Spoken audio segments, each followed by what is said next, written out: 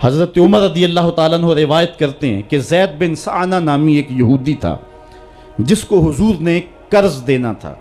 آقا کریم علیہ الصلوۃ والسلام دو جہاں کے مالک ہیں، لیکن حضور کا فقر اختیاری تھا۔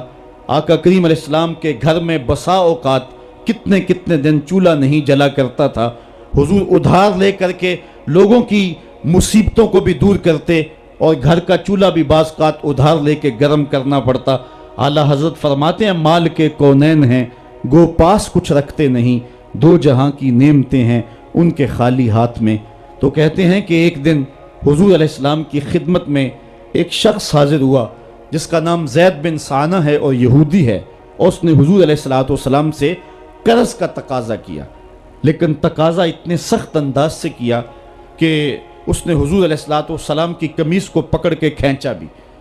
تو حضرت عمر رضی اللہ تعالیٰ عنہ نے جب دیکھا تو بڑے گھور کے اس کی جانب دیکھا اور اس کو پیچھے ہٹاتے ہوئے کہا کہ تجھے شرم نہیں آ رہی کہ اللہ کے رسول کے ساتھ کیسے سلوک کر رہا ہے اور میں تیرے سامنے موجود ہوں؟ تو حضرت نبی رحمت صلی اللہ علیہ وسلم نے حضرت عمر کو کہا عمر مجھے تجھ سے اس بات کی توقع نہیں تھی۔ ذرا غور کیجئے حضور علیہ السلام کی اس سیرت کے انداز کو۔ ایک شخص آ رہا ہے اور حضور سے سختی کر رہا ہے، ابھی حضور کو قرض لٹانے کی جو تاریخ ہے اس میں بھی 4 دن باقی رہتے ہیں، اور وہ ناجائز سختی کر رہا ہے۔ حضرت عمر رضی اللہ تعالیٰ عنہ نے جب اس کو گھورا اور سختی کی تو حضور علیہ السلام نے فرمایا عمر مجھے تیرے سے اس بات کی توقع نہیں تھی، تمہارا کام تو یہ تھا کہ مجھے حسن ادا کی تلقین کرتے کہ اچھے انداز سے قرض واپس کرو، اور اس کو جو ہے وہ نرمی کی تلقین کرتے، اور پھر آقا کریم علیہ السلام نے فرمایا اس کا قرض ادا کر دو، اور اے عمر جو تم نے اس کو گھورا ہے اس کے بدلے میں 20 وسق زیادہ کھجوریں بھی تم اس کو دو گے۔ تو زید بن سعنہ نے جب حضور علیہ السلام کی اس سیرت اور اس کردار کو دیکھا، اور حضرت عمر رضی اللہ تعالیٰ عنہ 20 وسق اس کو کھجوریں دے رہے تھے، تو اس نے حضرت عمر کو بتایا کہ میں یہودی ہوں اور میں نے تورات کے اندر نبی آخر الزماں کی شان اور عظمتوں کے بیان کو پڑھا ہے، یہ بات ابھی رہ گئی تھی، باقی ساری نشانیاں میں نے حضور میں دیکھ لی تھی، اب یہ نشانی رہ گئی تھی، آج میں نے یہ بھی دیکھ لی، اور پھر وہ حضور کی خدمت میں حاضر ہو کر اسلام کے دائرے میں داخل ہو کر حضور کا عبدی غلام بن۔ حضرت معاذ بن جبل رضی اللہ تعالیٰ عنہ فرماتے ہیں کہ ایک دن حضور گلی سے گزر رہے تھے اور میں ایک جانور کی کھال اتار رہا تھا، اور مجھے کھال اتارنے کا طریقہ نہیں تھا، مجبوراً مجھے کھال اتارنا پڑی۔ تو حضور گزرے تو مجھے دیکھا کہ معاذ بن جبل کو کھال اتارنا نہیں آ رہی، تو حضور رک گئے اور آقا کریم نے فرمایا معاذ ٹھہرو ذرا میں تمہیں بتاتا ہوں کہ بکری کی کھال کیسے اتاری جاتی، اور آقا کریم آگے بڑھے اور حضور نے خود جو ہے وہ کھال اتاری، اور پھر مجھے فرمایا معاذ ایسے کھال اتارا کرتے ہیں۔ آج ہم اپنے بڑے پن کو اور اپنی عظمت کو اس انداز سے لوگوں کے سامنے رکھنا چاہتے ہیں کہ ہم جو ہے وہ ٹشو کا ایک ٹکڑا بھی نہیں پکڑ سکتے، اور وہ بھی پکڑانے کے لیے ہمارے پاس ایک خادم موجود ہوتا ہے، لیکن آقا کریم علیہ السلام کی زندگی اور حضور علیہ السلام کی سیرت کی سادگی کا حسن اور جمال یہ ہے کہ حضور اپنے کپڑوں کو خود مرمت کر لیتے ہیں اور اپنے دیگر کام خود کرتے ہیں اور بطیب خاطر کرتے ہیں، اور اس میں کوئی چیز اپنے لیے شرمندگی کی محسوس نہیں کرتے ہیں۔ حضرت حسن رضی اللہ تعالی عنہ حضور علیہ السلام کے نواسے بھی ہیں اور آقا کریم علیہ السلام کی صحابیت کا شرف بھی پایا ہے۔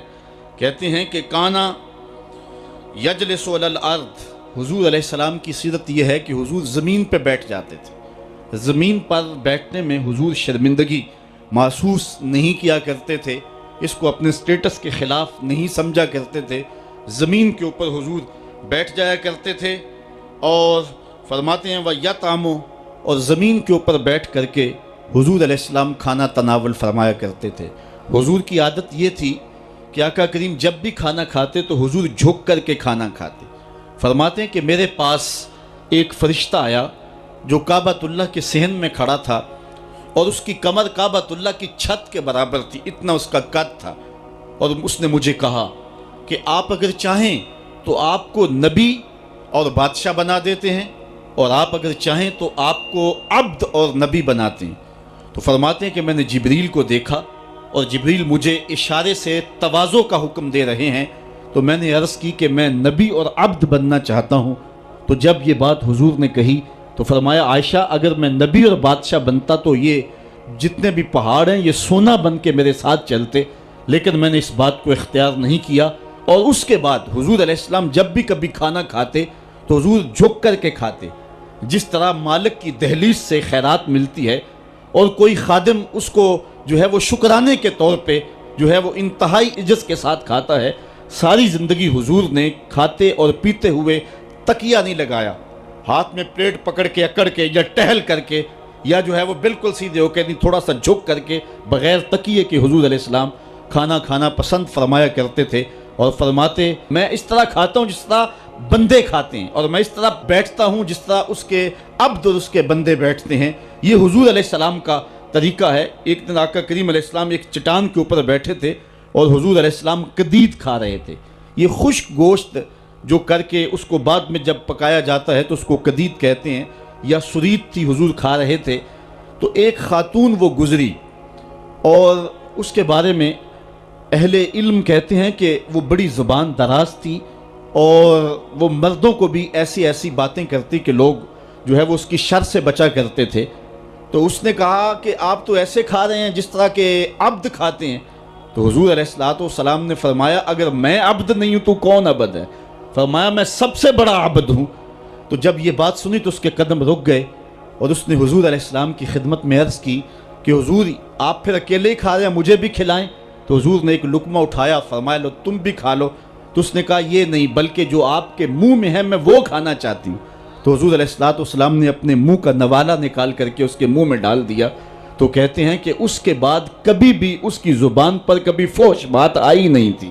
حضور کے جوٹے کی وہ برکت تھی اور اس کا وہ فیضان تھا کہ اس کے اندر ایسی روشنی ہو گئی۔ پہلے وہ سخت لعان تھی، گالیاں دینے والی تھی اور فحش گفتگو کرنے والی تھی، لیکن حضور علیہ السلام کے جوٹے کی برکت سے اللہ تعالیٰ جل شانہ نے اس کی زبان کو حسن بھی دے دیا اور جمال بھی عطا فرما دیا۔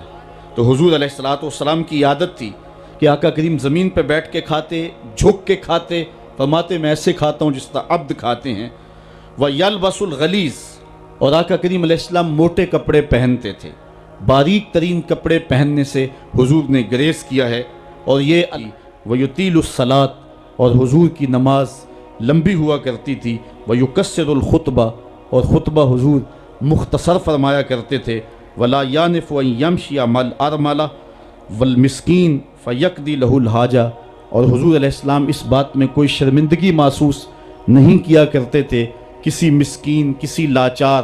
کسی بیوہ، کسی یتیم اور کسی مسکین کے ساتھ چلیں اور اس کے کام آئیں اور مصیبت میں اس کا دکھ بانٹ دیں اور اس کی حاجت کو حضور پورا فرما دیں۔ یہ حضور علیہ السلام کی سیرت کے وہ روشن پہلو ہیں کہ آقا کریم علیہ السلام کی سیرت زمانے کے سامنے ایسا نور بانٹتی ہے، ایسے اجالے پھیلاتی ہے۔ ایک شخص نے حضور علیہ السلام سے وعدہ کیا کہ آپ یہاں رکیں اور میں ابھی آتا ہوں، تو آقا کریم علیہ السلام اس کے انتظار میں وہاں رکے۔ 3 دن گزر گئے اور وہ نہ آیا، چونکہ حضور وعدہ کر چکے تھے کہ میں تیرے آنے تک یہاں رہوں گا۔ تیسرے دن اس کو جا کے یاد آیا تو وہ واپس پلٹا، تو آقا کریم نے جواب میں صرف اتنی بات کہی، آپ نے فرمایا یا فتح قد شککت علیہ، اے نوجوان تو نے تو مجھ کو مشقت میں ڈال دیا۔